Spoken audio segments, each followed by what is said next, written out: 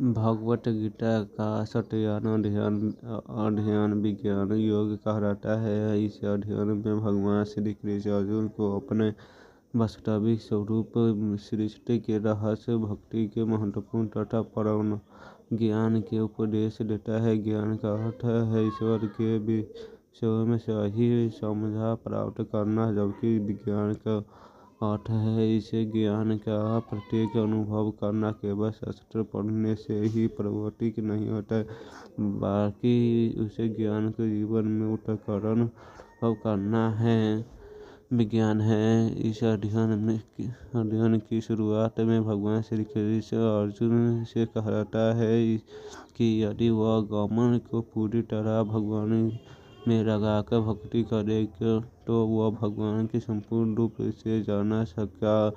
भगवान बताता है कि ऐसे ज्ञान अत्यंत दुर्लभ है। हजारों मनुष्य कोई एक व्यक्ति सिद्धि की आशा करते हैं और उसे सिद्धि लोगों में बहुत कम लोग भगवान के वास्तविक रूप से को जान पाता है। भगवान श्री कृष्ण अपनी दो प्रकार की प्रकृतियों का वर्णन करते हैं। पहले अपनी प्रकृति जिसे पृथ्वी, जल, अग्नि, वायु, आकाश, मानव बुद्धि का हंस का शामिल है। दूसरी पूरी प्रकृति जो जीवन तत्व के रूप में समस्त प्राणी के जीवन प्रदान करती है। उस दोनों प्रकृति से ही समस्त संसार की रचना हुआ है। भगवान कहते हैं कि वह संपूर्ण सृष्टि के मूल कारण है और अंत में सब कुछ होता है।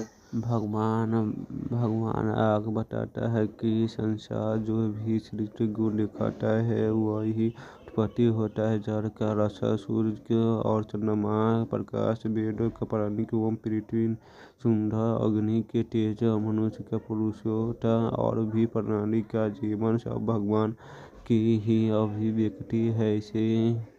इसे यह शिक्षा मिलती है कि ईश्वर के केवल मंदिर में ही नहीं बल्कि संपूर्ण सृष्टि में विद्वान है।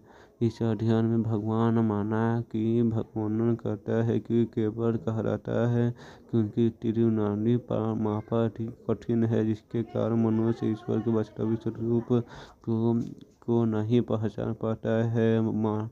माया मनुष्य को मोह, लोभ, क्रोध और अहंकार को बढ़ा देता है, लेकिन जो व्यक्ति भगवान की शरण में आता है उसे माया को पारण कर सकता है। भगवान बताता है कि चार प्रकार के पुरुष लोग उनकी भक्ति करते हैं और अर्थात दुखी अथवा धन या लाभ चाहने वाले, जिसका सत्य जानने की इच्छा रखने वाले, और अज्ञान जो भगवान को तत्व से जानता है। इसमें ज्ञान भक्त भगवान सबसे अधिक प्रिय है क्योंकि वह निर्भस्त या केवल भगवान से प्रेम करता है, उन्हें ही अपना सब कुछ मानता है। भगवान यही भी कहता है कि अनेक लोग विभिन्न देवताओं की पूजा अपनी अपनी ईश्वरों से पूर्ति के लिए करता है। भगवान उनके बुद्धि के लिए सृष्टि करता है और उसके उनके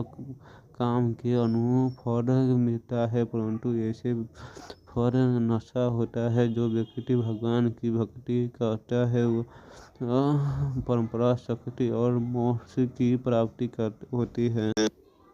भगवान यही भी कहता है कि अनेक लोग विभिन्न देवताओं की पूजा अपनी अपनी इच्छा के पूर्ति के लिए करता है। भगवान उनके शरीर के स्थित करता है और उनके काम के अनुसार फल मिलता है, परंतु ऐसे फल नष्ट होता है। जो व्यक्ति भगवान की भक्ति करता है उसे अंतिम परम शक्ति और मोक्ष की प्राप्ति होती है। अध्ययन में अंततः भगवान बताता है कि अज्ञानी लोग उन्हें साधारण मनुष्य समझ लेते हैं, लेकिन वह उनकी दिखार स्वरूप को नहीं पहचानते हैं। भगवान जन्म और मृत्यु से ही पूरे